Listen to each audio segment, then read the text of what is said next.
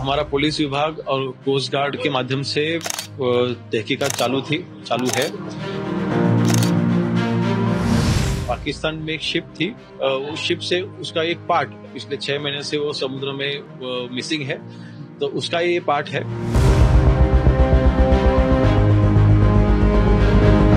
6 जुलाई 2025 महाराष्ट्र के रायगढ़ जिले का कोरलाई तट। समंदर की लहरों के बीच कुछ ऐसा तैर रहा था जिसे ना आंखें देख पा रही थी और न ही रडार पकड़ पा रहे थे, लेकिन जो सिग्नल भेज रहा था वो सीधे पाकिस्तान के जीपीएस सिस्टम से जुड़ा था। नेशनल सिक्योरिटी नेटवर्क को जैसे ही अलर्ट मिला, सब चौकन्ने हो गए। पाकिस्तान लिंक वाले जीपीएस सिग्नल बार बार एक्टिव हो रहे थे। लोकेशन कोरलाई बीच के पास, समंदर की गहराई। सीक्रेट मिशन पर निकली रायगढ़ पुलिस और सेंट्रल एजेंसियों की टीम 4 दिन तक खाक छानती रही, समंदर की एक एक लहर को छान मारा और फिर चौथे दिन एक रहस्यमयी बॉय पकड़ा गया। यह कोई मामूली डिवाइस नहीं था, न कोई वायर, न कोई बैटरी, न कोई इंडिकेटर। जैसे ही सूरज की किरणें पड़ती, बॉय एक्टिव हो जाता और पाकिस्तान की ओर सिग्नल भेज देता।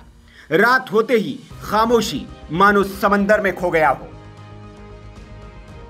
एसपी अचल दलाल ने बताया, यह कोई जासूसी डिवाइस नहीं बल्कि एक हाईटेक बॉय है, लेकिन इसका मकसद अब भी रहस्य है। क्या यह मौसम डेटा इकट्ठा कर रहा था, या समंदर में हो रही हलचल को पाकिस्तान तक पहुंचा रहा था, या फिर भारतीय जल सीमा में हो रही कोई हरकतें रिकॉर्ड कर रहा था? अब ये डिवाइस फॉरेंसिक लैब में है, डेटा को डिकोड करने का काम जारी है और तब तक समंदर किनारे बढ़ा दी गई है सुरक्षा। मछुआरों को अलर्ट कर दिया गया है, किसी भी संदिग्ध चीज की तुरंत जानकारी देने को कहा गया है। एक सवाल अब भी लहरों के बीच तैर रहा है, क्या यह महज मौसम वैज्ञानिक उपकरण था या भारत की सुरक्षा के खिलाफ एक खतरनाक मिशन का हिस्सा? जांच की गई तो पता चला कि एक मछली पकड़ने वाला बोई है जिसमें जीपीएस और एआईएस ट्रांसपोंडर लगा हुआ था। मछुआरे ऐसे बोई का उपयोग ये जानने के लिए करते हैं कि उन्होंने अपना जाल समंदर में कहां डाला है। अधिकारियों के मुताबिक ये बोई संभवतः किसी पाकिस्तानी मछली पकड़ने वाली नाव से टूटकर बहते हुए भारतीय जल सीमा में आ गया है और उसका जीपीएस सिग्नल एक्टिवेट हो गया। आपको बता दें कि इसी तरह का एक बोई 3 जनवरी को गुजरात के ओखा में भी मिला था। उस समय भी सुरक्षा एजेंसियों को अलर्ट कर दिया गया था।